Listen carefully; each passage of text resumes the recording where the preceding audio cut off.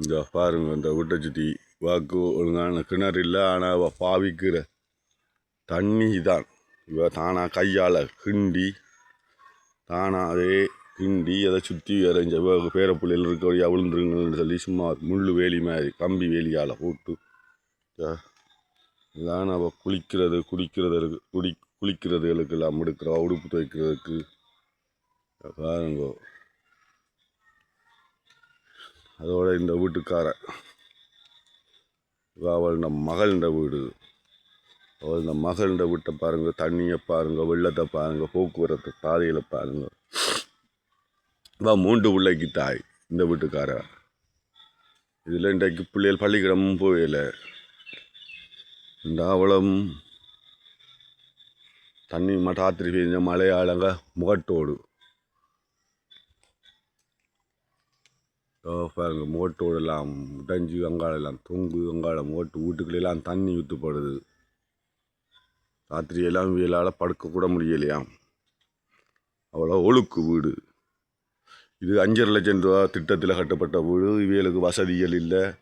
அதனால் இவைகளுக்கு கொடுப்பனவுக்குள்ளேயே இந்த வீட்டை இவ்வளவு இவளால் கட்ட முடிஞ்சது. இவளால் மேற்கொண்டு கட்டுறதுக்கு இவளுக்கு வசதி இல்லை. இவளுக்கு வயல்காணியோ இல்லாட்டிக்கு சொந்த தொழிலோ இல்லாட்டி வருமானம் வரக்கூடிய சொந்த தொழிலோ இல்லை. வேறு கணவன் கூலி வேலை. பாருங்க இந்த டொய்லெட்டை பாருங்க, இடிஞ்சு விழுந்து போய் கிடக்க நெஞ்ச பாருங்க. டொய்லெட்டை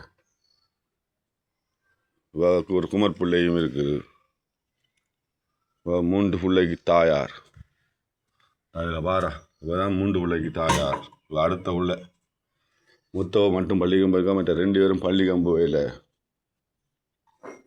உடுப்புகள் பிரச்சனை எல்லாம் கரம்பை பிடிச்சி போய் எல்லாம் பள்ளிக்கூட சீருடை எல்லாம் பாருங்க கரம்பை பிடிச்சி போய் போயிருக்காங்க டக்கண்டு.